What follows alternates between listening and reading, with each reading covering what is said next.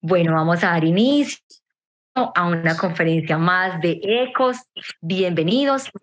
Antes de comenzar, quiero hacerles una invitación muy especial para la conferencia que tenemos el próximo, en una semana, el próximo jueves 10 de agosto. Esta conferencia será mixta, presencial y virtual, y una conferencia. Recuerden que en el año normalmente hacemos una o dos conferencias con temas diferentes a medicina. Tenemos a un coach y les vamos a hacer llegar la invitación esta semana, y sería muy, muy rico poderlos tener en el auditorio de la clínica a un volumen grande de personas. Quienes no nos puedan acompañar de manera presencial, lo pueden hacer de manera virtual. Bueno, y la noche de hoy tenemos a una invitada muy especial, la doctora María Camila Ortiz. La doctora es médica oftalmóloga de la Universidad Pontificia Bolivariana y es oftalmóloga pediatra formada en la Universidad Autónoma de Barcelona. El tema del día de hoy, tips de examen oftalmológico pediátrico. Doctora, bienvenida, muy buenas noches. Buenas noches, ¿me escuchan bien? Súper bien, doctora. Ahí estoy compartiendo la pantalla, ¿lo están viendo? Sí, están en pantalla una hermosa niña con su mami. Tenemos una participante. Mire, hola. Hola. Acá estoy compartiendo pantalla. Entonces la idea de esta charla es que sea algo dinámico, que sea algo que disfrutemos, que no sea algo muy tedioso y pues como intentarles ayudar y resolver la mayor cantidad de dudas con respecto al abordaje de los pacientes pediátricos. Si tienen alguna duda, pueden interrumpirme. Igual puse la ventana del chat a un lado para que me puedan escribir y lo podamos resolver juntos. ¿Listo? Entonces, esto estaba muy dirigido como a un examen oftalmológico para alguien que no es oftalmopediatra o que no ve niños habitualmente. Ahí me dicen, porfa, si ya la pantalla se ve grande. Sí, doctora. Regálenme un segundo, por favor.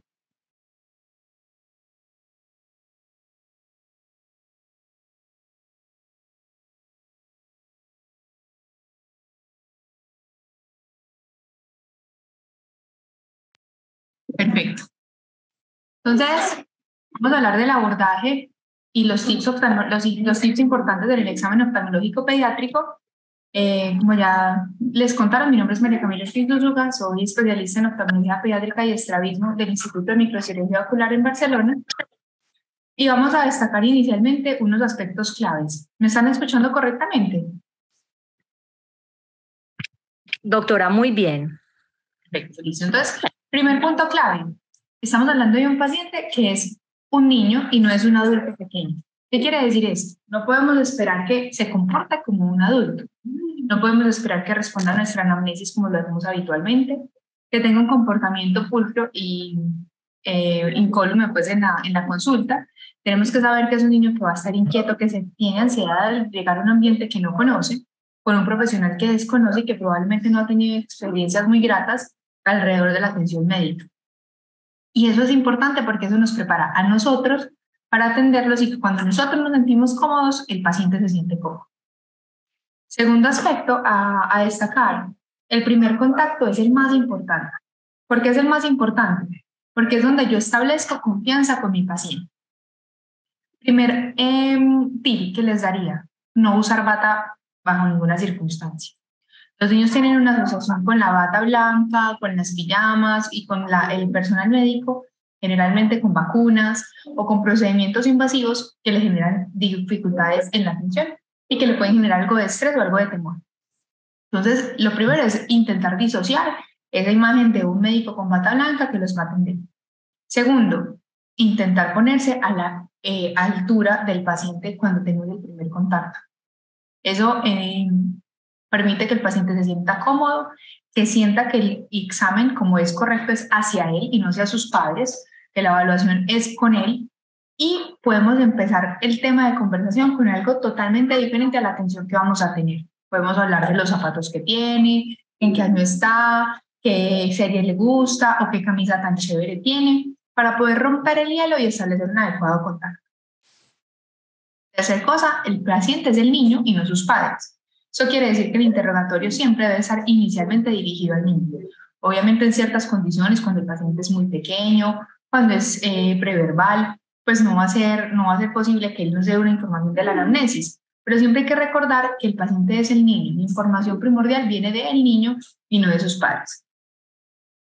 Y por último, tener un esquema organizado. Con los pacientes pediátricos tenemos el tiempo medido, el tiempo de atención y de colaboración.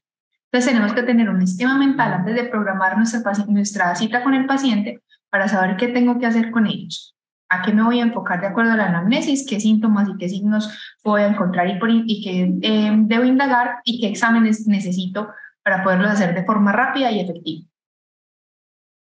Inicialmente observar cada detalle, cómo entra el paciente al consultorio. Si es un paciente que se siente tímido, que entra pegadito de las piernas de sus padres, que es un paciente que tiene dificultades visuales y le cuesta moverse en el consultorio, por ejemplo. Si es un paciente que por el contrario llega supremamente activo y quiere coger todas las cosas, hay que tenerlo en cuenta. ¿Cómo es el diálogo y el discurso entre sus padres y el paciente?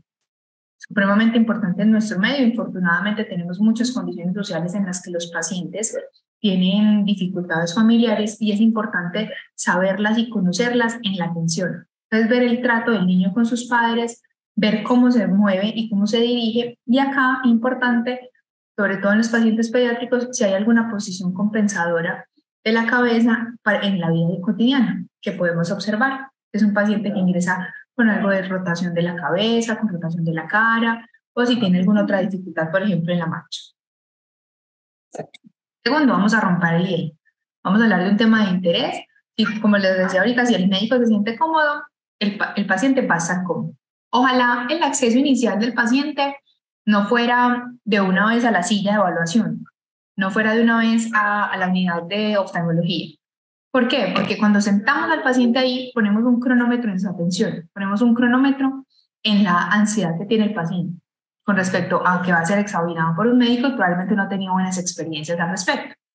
Entonces, es procurar que primero la anamnesis y ese primer momento en el que yo veo cómo se desenvuelve el paciente, cuál es su queja principal, por qué viene a visitarme, sea en un espacio diferente a la unidad de oftalmología. En nuestros consultorios, pues, que son pequeños, que no tenemos como muchos espacios, ¿qué podemos hacer? Que el paciente se siente en el regazo de sus padres, al lado de nosotros en una sillita, que no sea en la unidad de oftalmología. O que se quede paradito mientras le preguntamos, ¿y cómo estás? ¿Y qué has hecho? ¿Y con quién viniste hoy? ¿Y cómo se llama la mamá? Ese tipo de preguntas que disocian los síntomas por los que puede estar consultando el paciente, hacen que el paciente tenga más afinidad con el médico. Acá tengo una pregunta en el chat. Ah, no, buenas tardes. Perfecto. Entonces, es importante saber eso, ¿ok?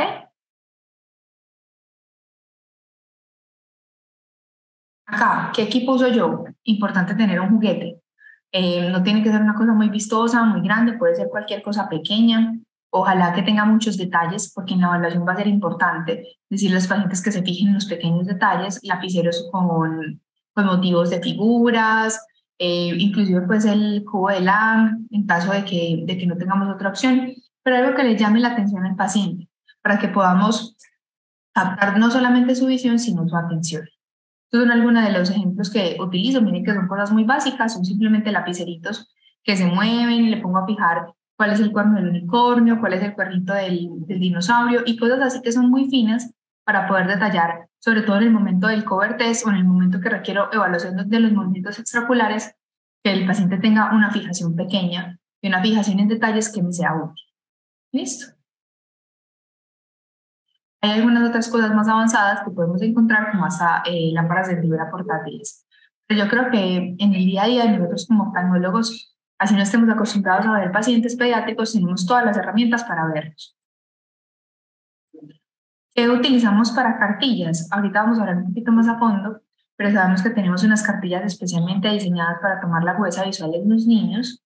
En nuestro medio contamos con pocas herramientas, por ejemplo, como el test de mirada preferencial, que en otras latitudes lo usan más. Sin embargo, nosotros nos podemos valer de mucha información, incluyendo los niños preverbales. Con respecto a la anamnesis, ¿qué es importante resaltar? En la historia perinatal. ¿Por qué es importante la historia perinatal? Hay estudios que demuestran, de los cuales vamos a hablar más adelante, que cuando tenemos una madre que tiene un embarazo no deseado o una madre, por ejemplo, que ha tenido consumo de sustancias psicoactivas o de alcohol, la configuración retinal y la configuración de los nervios ópticos es diferente en ese tipo de pacientes. Entonces yo puedo tener un paciente que me está consultando porque en el colegio dicen que tiene un mal desempeño visual y yo no encuentro una razón etiológica de por qué tiene ese desempeño visual, por qué tiene ese deterioro visual. Entonces es importante preguntar, mamá, ¿hubo consumo de alcohol en el embarazo? Hay estudios, como vamos a ver ahorita, que demuestran que la capa de células nerviosas, por ejemplo, es mucho más delgada en pacientes cuyas madres tuvieron consumo de alcohol. El desarrollo psíquico y motor. Importante preguntar por los hitos de desarrollo. Entonces recordemos que hay ciertos hitos de desarrollo como el sostén cefálico alrededor de los 3 meses, incorporarse o sentarse sin ayuda, sin apoyo y ser capaz de hacer paracaídas para mantenerse sentado y erguido alrededor de los 6 o 7 meses. Empezar el gateo alrededor de los 10 hasta los 11 meses y caminar, siendo más importante el sostén cefálico y que el paciente se incorpore y se siente. Porque es importante preguntar por el desarrollo psíquico y motor, porque vamos a ver que hay alteraciones sistémicas cuyas manifestaciones iniciales pueden ser la alteración psíquica y motora y que puede tener manifestaciones oculares, siendo el caso, por ejemplo, de la mucopolisacaridosis, siendo el caso de las pacientes con miopatías, con muchos tipos de miopatías que pueden tener afección de los músculos extraculares, y pacientes, por ejemplo, con enfermedades de depósitos corneales que pueden tener alteraciones neurológicas asociadas. ¿Qué podemos indagar además? Si hay cosanguinidad en los padres o si en la historia familiar hay alguna alteración importante que tenga de origen genético. La cosanguinidad en los padres es común en el oriente antioqueño, en la zona del Urabá antioqueño también. Entonces, puede que para nosotros en la cotidianidad acá en la ciudad no lo veamos, pero siempre es importante preguntar, ¿ustedes son primos, son familiares, primos segundos, primos terceros o tienen algún nexo sanguíneo entre los padres? Preguntar por alergias e inmunizaciones también es importante en la anamnesis. ¿Okay? Como les decía, hay estudios, por ejemplo, un estudio realizado en el 2018 en el que cogieron simios, en el que cogieron monos y evaluaron la función retinal y la estructura anatómica luego de que fueran expuestos a nivel fetal al alcohol.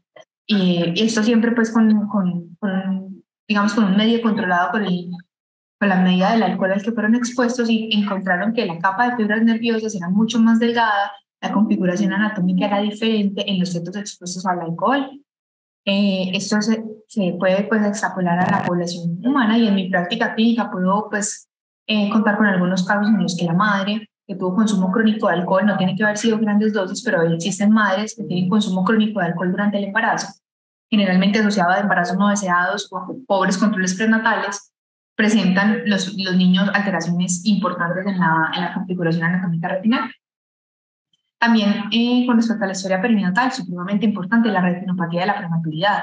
Digamos que en nuestras UCI neonatales y en nuestro medio tenemos un muy buen manejo pues, de los pacientes neonatos, de la prematuridad, del oxígeno. Pero existen personas que son remitidas de otras zonas geográficas de nuestro país en las que esto no ocurre. O pacientes que no fueron nacidos en un ambiente hospitalario y que luego llegan a una primera atención en el que no tienen una regulación de oxígeno importante, por ejemplo. Entonces, tener antecedentes de la retinopatía de la prematuridad y de la prematuridad per se, no solamente si tuvo retinopatía de la prematuridad, sino de la prematuridad per se. ¿Por qué? Los pacientes prematuros, recuerden que tienen mayor predisposición a ser miopes, a tener estrabismos y a tener alteraciones en la motilidad ocular. Entonces, preguntar por la prematuridad es supremamente importante. Y una anotación acá, cuando hablamos de prematuridad, entonces tenemos un paciente prematuro, preguntar el peso al nacer, cuánto tiempo usó oxígeno, si hubo desmonte de oxígeno gradual, si le revisaron la retina en el sitio en el que nació o estuvo hospitalizado, también es importante.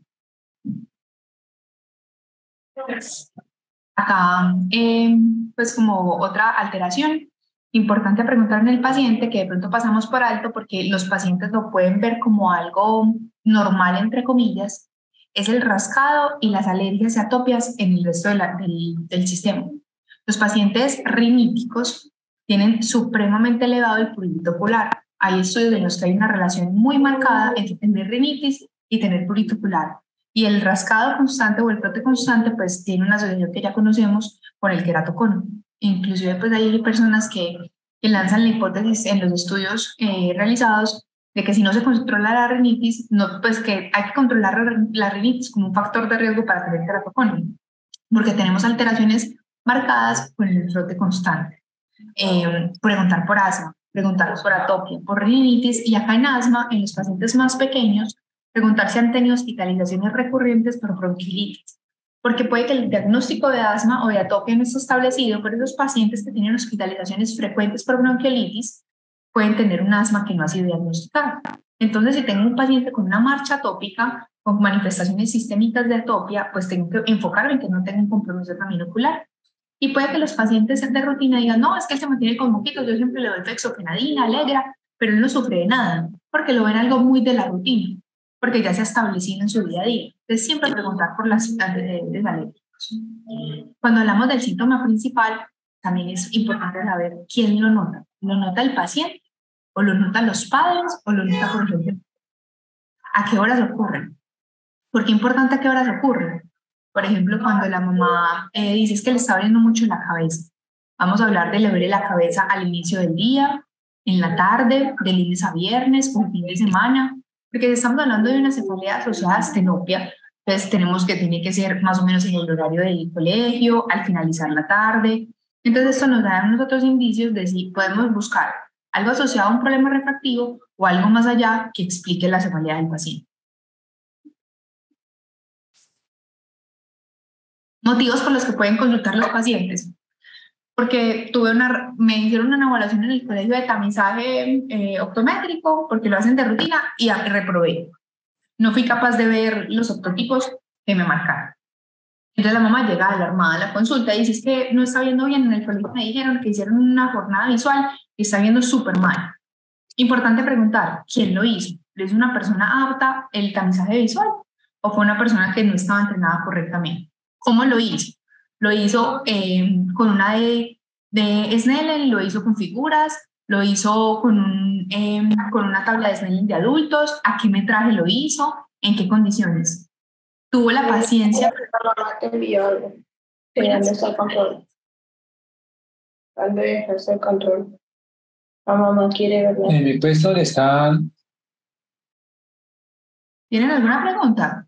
No, sí, continúo. ¿Cómo ¿Tú lo sabes dónde están hizo? los pantaloncillos? Ahí hay uno. Y ahí encimita, debajo de toda la ropa al fondo está el otro. ¿Con qué lo hizo? Es decir, si yo no tengo unas condiciones en las que el paciente fue evaluado por alguien óptimo, por alguien que tuvo la paciencia para explicarle cómo se iba a realizar la prueba, si fue en el metraje que era inadecuado, con los optotipos inadecuados, puede que ese sea el motivo por el que la evaluación se reprobó y que el paciente tenga una adecuada visión para su edad. Entonces, siempre preguntar, hacerse esas preguntas uno mismo. ¿Por qué vino con una visión reprobada? ¿Cómo se lo hicieron? Cuando tenemos historia de estrabismo, es otra posibilidad de consulta. El paciente viene diciendo, la mamá diciendo, es que el ojo se le está desviando. ¿Desde cuándo? No, hace mucho, doctor. Yo no me acuerdo, hace como desde que nació, porque esa es la respuesta que generalmente nos dan. Entonces, acá es importante, fotos antiguas del paciente. Preguntar, ¿usted tiene una foto de cuando nació? ¿Tiene una foto de los meses primeros? Es muy importante para saber si hay posiciones compensadoras desde el momento de que se presentó el estrabismo, si tenemos pacientes que tuvieron estrabismo de infancia o más pequeños y no se habían tratado, y si tenemos posiciones compensadoras de la cabeza asociadas. Siempre, acá como un tip, si el paciente pediátrico refiere diplopia, estamos hablando de que es un paciente que no está haciendo, no, su estrabismo no ocurrió en la edad plástica en la que podía hacer un manejo de supresión, entonces estoy hablando de algo de nuevo que tengo que indagar si requiere una imagen diagnóstica cerebral. Entonces, ojo con la diplopia en los niños, sobre todo en los niños mayores, obviamente, que si yo no puedo asumir que ese niño tiene 8 o 9 años y viene con estrabismo, ese es en la infancia, puede que sea de nuevo presente diplopia y necesito un estudio más a fondo para saber qué es lo que está pasando. ¿Ok? Y ahora vamos a hablar de la evaluación dirigida. ¿Qué vamos a hacer? Una vez el paciente llega la información a mí, tengo que empezarme a preguntar, ¿qué voy a hacer? ¿Qué es lo que voy a realizar para que este paciente, en el poco tiempo que tenga, yo encuentre el diagnóstico y las claves clínicas que necesito? Entonces, saber que necesito llamar la atención del paciente, que tengo poco tiempo para que su atención sea mía y que necesito ganarme la confianza. Entonces, acá voy a decir que voy a usar un casco especial, que lo voy a ver con unas lucecitas. Vamos a minimizar los objetos con los que yo lo voy a evaluar, porque si nos ponemos a pensar, pues son los objetos que usamos en el día a día. Pero para una persona que no los utiliza, incluyendo si es una persona adulta, pueden ser un poquito asustadores, pueden ser invasivos. ¿Por qué? Porque nos acercamos mucho, porque las luces son muy dirigidas, porque puede ser un poquito un examen que puede irrumpir como en la privacidad ahí propia del espacio personal. Es explicar siempre qué vamos a hacer. Cuando a mí me dicen que evaluar niños es muy difícil, yo creo que no. Creo que los niños son muy fáciles de negociar, la mayoría de ellos. Obviamente habrá pacientes que serán difíciles de evaluar, pero con los niños se puede negociar. Y cuando uno le explica a los niños y valida tus emociones, valida que es normal tener miedo, valida que es normal que no le gusten que le echen gotas. Hay adultos que detestan las gotas y que brincan cuando les va a poner una gota. Hay adultos que brincan cuando les vas a quitar un punto de la lámpara de hendidura. Con mayor razón un niño lo puede sentir. Cuando uno valida su emoción y explica que es necesario realizarlo, los niños se comportan muy bien. Entonces, en la visión, primero, confianza en lo que voy a hacer, en explicarle al paciente qué vamos a hacer. Rapidez y practicidad según la edad. Hay que ser prácticos para tomar la agudeza visual. No puedo empezar por todos los octotipos, todas las líneas. ¿Por qué? Porque el paciente se va a cansar y al final me va a decir no veo, no porque no vean, sino porque no quiere seguir con la evaluación. Entonces, pacientes preverbales, en pacientes que son muy pequeños, unas opciones, test de mirada preferencial o fija, sigue y sostiene, como en la imagen que tenemos. No me queda ninguna duda de que este paciente tiene una buena agudeza visual binocular porque fija, sigue y sostiene de una forma evidente. Una muy buena opción para mí, de las mejores y como lo hago en mi práctica diaria, es una mesa. Esta es una mesa que tiene unas diferentes patas y me va a decir él con el dedo para dónde va la mesa. Los pacientes lo entienden muy bien y es una forma muy juiciosa porque la de Snellen tiene una reducción logarítmica a diferencia de la tabla de Snellen de tomar la agudeza visual. Adicionalmente, es más fácil que los octotipos de figuras. La mayoría de nuestros consultorios tienen octotipos de figuras que incluyen hasta un teléfono de cuerda, pues de disco. Eso no le tocó a los pacientes, obviamente pediátricos. Entonces, para mí es mucho más fácil. Los octotipos de figura pueden ser confusos para algunos pacientes. La de iletrados o la de Snellen con la dirección de las prácticas hacia dónde va. Para hacer menos invasiva la prueba, me gusta usar un parche. ¿Por qué? Porque le digo al paciente, nos vamos a disfrazar de pirata. Te vas a poner un parche y así yo no estoy encima del paciente intentando ocluirle un ojo porque ahí ya nos vamos a desgastar ambos. El paciente está en su espacio, yo estoy en el mío y estoy tomando adecuadamente la agudeza visual. ¿Ok? Este es un cuadrito más o menos de, según la agudeza visual, qué opciones para tomar la agudeza visual puedo tener. Entonces, acá, en verbalizados de más de 3 años, octotipos sencillos.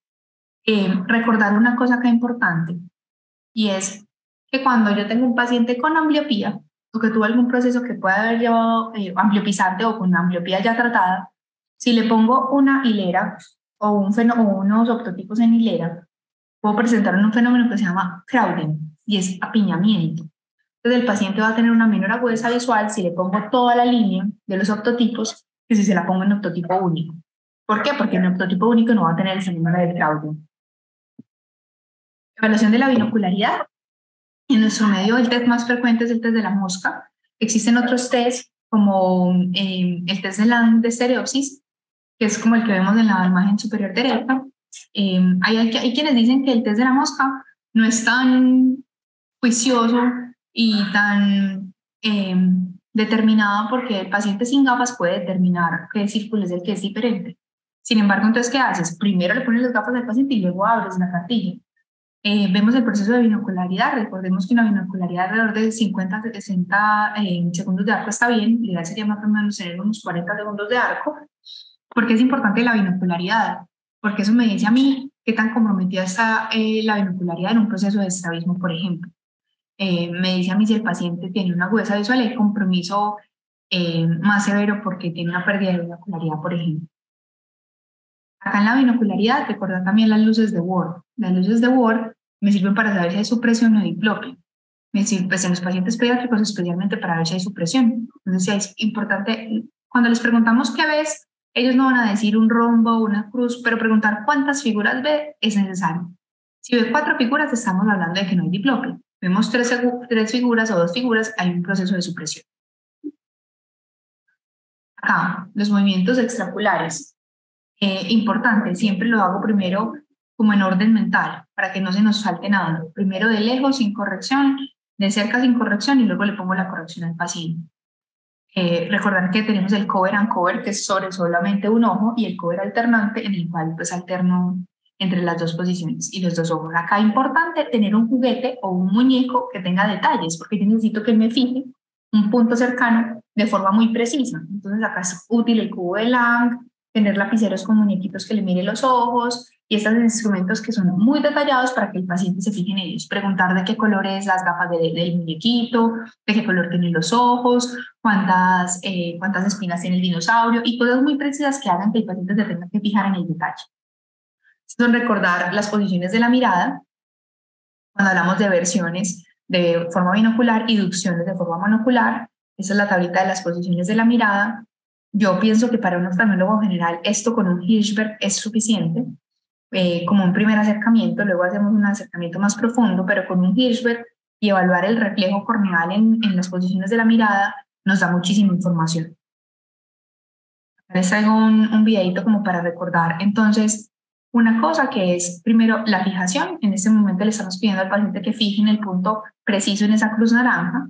Miren el reflejo de Hirschberg, en el que les digo que con el reflejo de Hirschberg puede ser inclusive suficiente.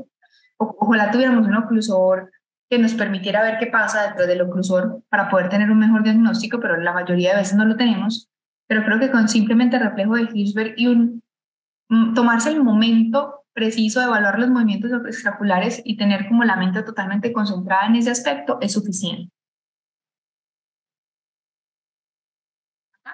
Recordar siempre, tenemos poco tiempo, o vamos a mandar al paciente a optometría, o vamos a simplemente remitir al paciente porque viene para oftalmología pediátrica. No se olviden del reflejo rojo. Si el paciente llegó a ustedes por alguna razón, siempre hagan el reflejo rojo, por el retinoblastoma y el riesgo de que lo tengamos. El reflejo rojo nos quita, o el de Bruckner, pues para ser más juiciosos diciéndolo, nos quita 30 segundos. Puede ser simplemente con el oftalmoscopio directo, hacer el reflejo rojo a unos 10 centímetros del paciente y evaluar la condición lumínica del paciente. Esto da mucha más información. Si lo hacemos con el retinoscopio nos va a dar información acerca de la refracción dinámica del paciente. Pero si tenemos poco tiempo, solamente con el oftalmoscopio directo vamos muy bien. Acuérdense de la leucocoria, que puede ocurrir y ocurre. Entonces, si llega a ustedes, así lo vayan a remitir, un reflejo rojo no les quita nada. Las pupilas, siempre. Esto digamos que es como un tip que no vamos a olvidar nunca. Evaluarla en qué condiciones la estoy poniendo, en luz y en penumbra. No puedo simplemente tener al paciente frente y pasarle una luz y ver si se contrae, porque eso no es una evaluación dinámica acertada. Tengo que ver cómo se comportan, cómo es la forma, el color, la simetría y cómo es la reacción en luz y en penumbra, porque no es lo mismo una pupila que no se contrae ante la luz a una pupila que no se dilata ante la penumbra. Tengo que establecer en qué características les estoy haciendo para poder llegar a un diagnóstico acertado. La biomicroscopía, yo pienso que en muchos de los pacientes, yo diría que el 90% del diagnóstico está hecho antes de que yo me vaya a la biomicroscopía.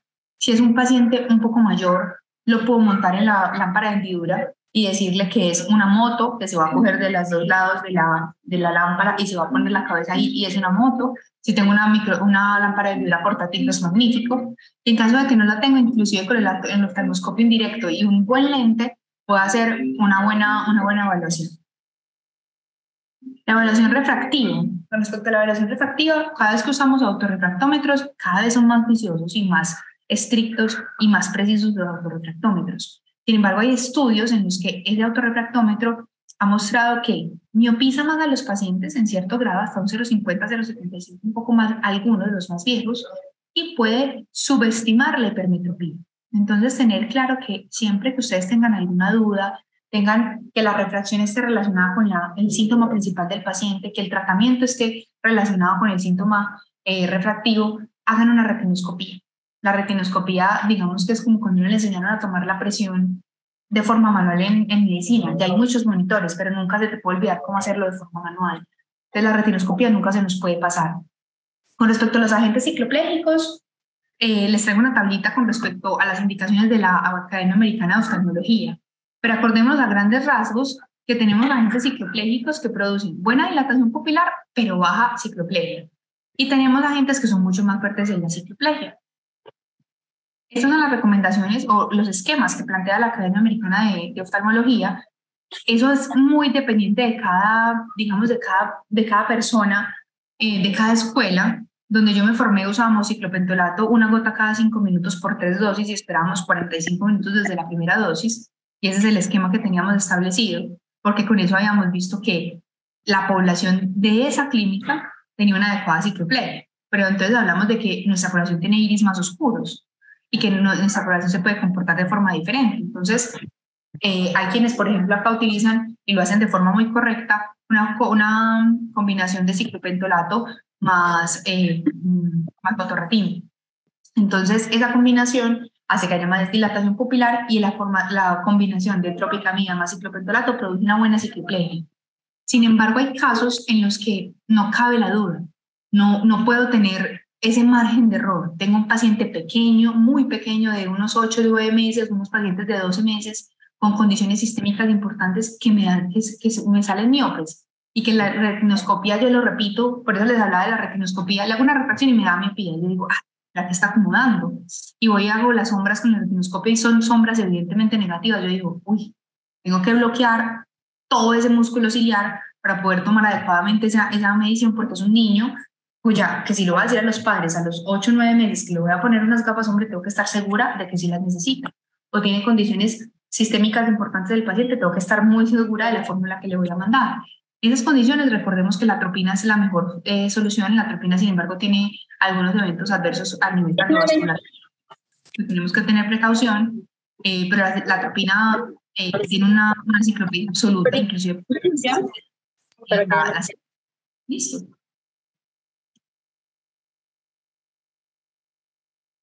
El fondo de ojo, siempre hacerlo de forma, si tienen solamente un oftalmoscopio directo con ese o con el indirecto, con el lente de 28, 23 o 20 dioptrías.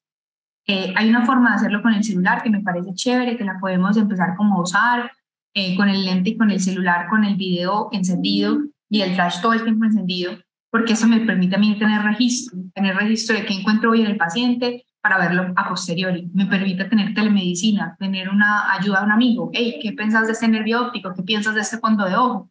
Entonces es una cosa que podemos ir explorando. ¿Listo? Con respecto a la presión intraocular, es difícil tomarla en los niños porque es un proceso muy invasivo. Entonces, muy invasivo desde la parte del espacio personal del paciente. Entonces, recordar que tenemos el iCare, es una buena opción, tenemos tonómetros de aire, tonómetros como el de Goldman, pero siempre recordar que por lo menos la tonometría digital no la podemos olvidar. Y tenemos la triada, que no se nos puede pasar, de glaucoma congénito, que es el blefarospasmo, la fotofobia y la rimel. Si tengo esta triada, sí o sí tengo que tomar la presión intraocular.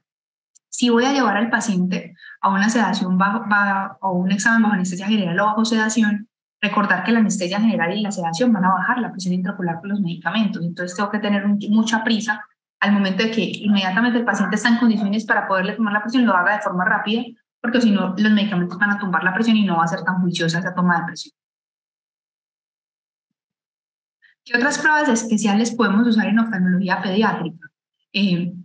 Acordémonos que el test de Ishihara es un test de tamizaje, pero siempre que ustedes tienen un paciente con una alteración en el test de Ishihara, hagan un test de Frankfurt. El test de Frankfurt de 15 para mí es suficiente para saber qué tipo de discromatopsia tienen los pacientes, no solamente por el paciente y por indagar si tiene alguna otra patología asociada, sino porque para los padres es importante evaluar al paciente y saber, hombre, mi hijo no ve bien estos colores, ¿por qué no los ve bien? Para informar en el colegio, si me ponen una actividad de pareamiento de colores, lo voy a sacar mal.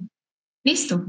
En los CT y los campos visuales. Yo creo que tenemos en la cabeza que los pacientes pediátricos son pacientes difíciles para los exámenes, y no, la mayoría de ellos, como les dije, se pueden negociar.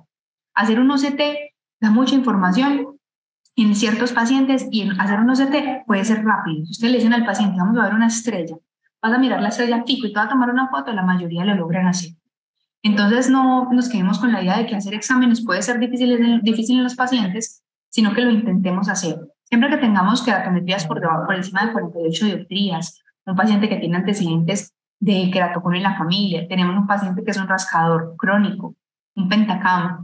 El pentacama en los pacientes pediátricos ocurre, el queratoconio, perdón, es tener un registro de la córnea del paciente importante. Los campos visuales en los pacientes mayores se hacen chévere, porque es como si fuera un videojuego y lo logran de forma juiciosa. Otro examen que para mí da mucha información, en algunas patologías como en la retinitis pigmentosa, en patologías en las que quiero indagar si tengo alguna alteración en la retina, por ejemplo, viteliforme, o alguna alteración de depósitos en la retina, el autoflujo. El autoflujo, digamos que nosotros no lo usamos mucho, pero es una imagen que da mucha información. Cuando aprendemos un electroretinograma, la foto inicial del autoflujo da muchísima información. Entonces, ya como conclusiones que les traigo. Primer contacto, vital, súper importante. De ustedes depende que al paciente le siga gustando ir al oftalmólogo. Si lo tienen que seguir viendo porque tiene una patología crónica, que ese primer contacto sea fabuloso, para que él vaya feliz a donde el oftalmólogo y el resto de sus consultas no se vuelvan un tedio. Que esté dirigido, que yo ya sepa qué síntoma tiene el paciente para irme al examen físico y no perder tiempo, porque el tiempo es corto con los pacientes pediátricos. Que sea rápido, recordar que el paciente es el niño, entonces siempre pregúntele primero a él, pregúntele con quién vino, con quién vive, en qué colegio estudia, en qué año está, qué le molesta en los ojos, qué siente en los ojos, y estar a su nivel. Recordar que la vida es en horizontal y no en vertical, entonces ustedes se tienen que poner al nivel del paciente, indagar qué es lo que tiene y poder solucionarle a él como su paciente y no a los padres. Y ya, eso era todo.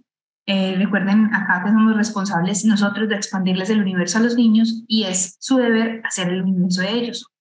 Muchas gracias. Si tienen alguna pregunta, con muchísimo gusto.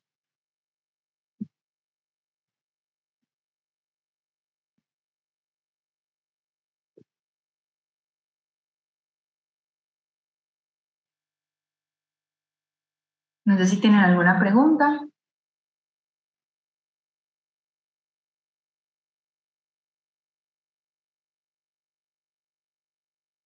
¿Alguna inquietud?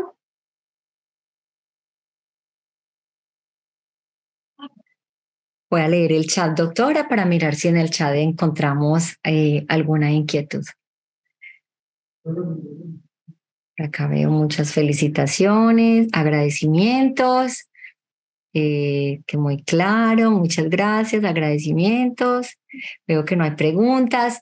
A todos los claro, participantes. perdón, acá tengo una pregunta. ¿De historia clínica pediátrica? Sí, yo tengo una plantilla que es la que generalmente uso, con mucho gusto, si me pasan el contacto, lo comparto. En el caso que se aplica citoprentolato combinado con tropicamida, ¿cuál es la compensación? No sé a qué te refieres con compensación. O sea, cuando usamos la combinación, generalmente usamos 1 o 2 gotas y esperamos 30 minutos después de la instilación de la primera gota y ahí tomamos en la refracción. Los márgenes de error son muy bajos, son de 0,8, 0,1 dioptrías de diferencia. Entonces es una muy buena combinación, aparte de que nuestros iris tan oscuros dilatan mucho la pupila y hace más fácil la retinoscopia. ¿Cómo recomienda el masaje ocluido? Súper importante, el masaje es una presión negativa, no es un masaje, es una presión negativa, porque yo tengo un saco que está obstruido con la válvula de Hasner abajo, necesito hacer, pues generalmente lo indico con las uñas cortas, con el dedo meñique, con el dedo limpio, hacer una presión negativa, que es presionar hasta que más o menos se pone blanquita la yema del dedo y soltar en varias ocasiones, porque es la presión negativa la que vence la resistencia a la válvula de Hasner, no hacer un masaje circular o de alguna otra forma. No sé si les queda claro ahí. ¿Y cuándo formular gafas según la edad y el efecto refractivo? Y eso es un tema como de otra charla, porque eso depende de las condiciones de cada paciente. Las gafas y la edad refractiva, si se mandan o no se mandan, depende de cada paciente. Hay unas recomendaciones de la Academia Americana de Oftalmología que se pueden consultar en internet que más o menos dan una idea, pero eso depende si el paciente tiene astenopia, no tiene astenopia, si el paciente tiene una anisometropía o si tiene algún estrabismo asociado. Pero las puedes consultar, si las pones así, corrección óptica según la edad en la Academia Americana de Oftalmología aparece, es un cuadro con toda la información. Y ya. Buenas noches, doctora. A todos los pacientes pediátricos que presenten aumento de la excavación papilar se deberían remitir a oftalmología pediátrica. Yo pienso que no. Si tú estás tener una excavación aumentada puede ser por muchas causas, pero en un paciente pediátrico hay que evaluar obviamente el riesgo de glaucoma, la edad del paciente, porque estamos hablando de un glaucoma congénito o un glaucoma infantil de aparición tardía. Porque estamos hablando de un glaucoma infantil de aparición tardía supremamente raro y tendrías que tomar la presión para poderlo confirmar. Tener un glaucoma de presión normal en un niño es excepcional, o sea, digamos que nunca lo he visto y no tengo referencias al respecto. Si yo tengo una excavación aumentada, puedo hacer primero evaluar a los padres, porque tengo que evaluar si tengo una condición familiar que tenga las papilas más excavadas. Una vez evalúo a los padres y tengo un paciente que es juicioso, le puedo hacer una imagen, que le puedo tener una fotografía de polo posterior, inclusive un OCT, e irlo escalando como si fuera otro paciente y estar a cargo de un oftalmólogo general muy juicioso. Y en aquellos pacientes pediátricos que sufren de prurito, pero no es evidente en alergia, ¿es recomendable enviar gafas de protección? No, yo no envío gafas de protección. Eso depende digamos que del profesional y de la escuela. Yo no envío gafas de protección, doy recomendaciones, explico muy bien a los pacientes por qué no se deben rascar y en caso de que tengan síntomas, pero signos muy leves, hay cierto porcentaje de pacientes que se presentan así. ¿Y por qué? Porque lo que les hablaba ahorita, hay muchos pacientes que tienen es un cuadro renítico, un cuadro atópico, digamos que de vías aéreas superiores y por eso es el rascado en los ojos, más que por una alergia en los ojos. Entonces, esos pacientes les mando medicamento, les mando un antialérgico para que disminuya el prurito y los hago ver de otorrino o de alergología, porque puede que esté asociado a un proceso respiratorio. Compensación para el cálculo de fórmula óptica. ¿Qué te refieres compensación para el cálculo de la fórmula óptica? Perdónenme un segundito.